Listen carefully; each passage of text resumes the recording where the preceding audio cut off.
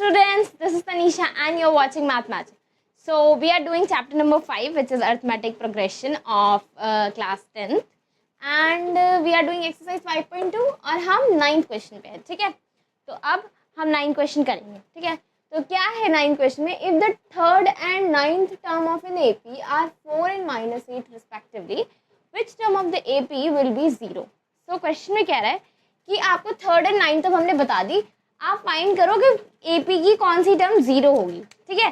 तो कौन सी टर्म 0 होगी ये पूछा है, तो सबसे पहले हम इसे ही लेट करें, लेट nth टर्म बी 0, ठीक है। मैंने nth टर्म को ही 0 मान लिया, ठीक है। यानी कि इसका मतलब क्या है, ए एन की वैल्यू मैंने 0 मान ली। अभी उसने बोला if the third and 9th term of the AP are 4 and -8, तो थर्ड टर्म को लिखो। थर्ड टर्म क्या होती है, a + 2d and third term is 4, ठीक है। 9th टर्म यानी a + 8d विच इज -8, ठीक है।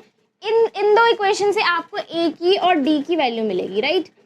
a और d की वैल्यू अगर आपको मिल गई तो आप 0 इस nth वाले फॉर्मूले में पुट करके आप फाइंड कर सकते हैं कि 0 कौन सी टर्म होगी इस एपी की, राइट।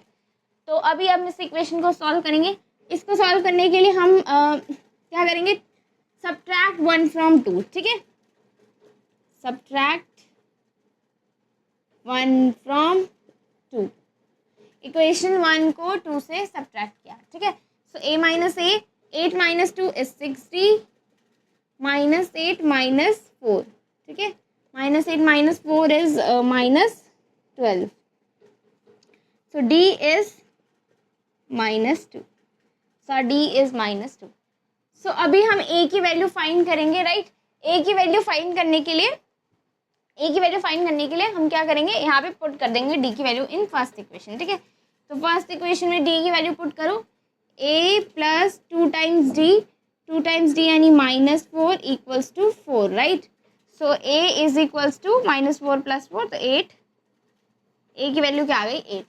नाउ nth टर्म हमारी 0 है, राइट। तो a की वैल्यू मुझे भी पता चल गई 8 है, ठीक है। अभी nth टर्म 0 है तो 0 = a + n - 1 × d, ठीक है।